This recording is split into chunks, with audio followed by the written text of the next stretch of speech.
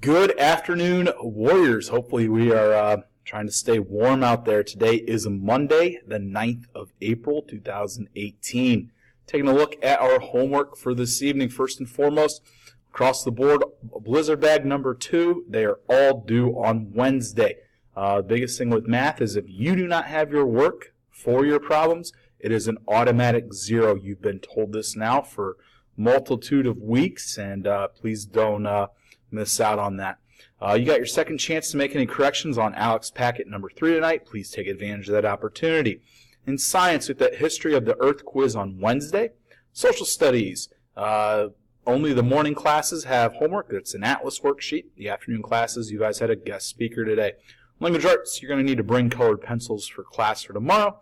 And in literature, we will have our last reading rally from our Common Lit. This is Joining the Fight.